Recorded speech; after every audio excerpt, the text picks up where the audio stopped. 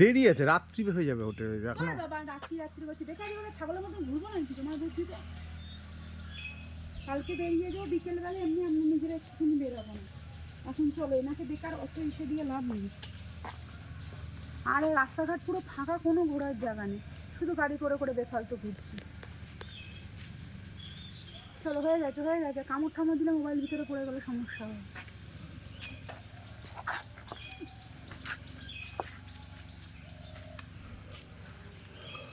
এই টিভিতে কত সুন্দর ওঠে, এই মোবাইলেও তেমনি উঠছে, তাই না?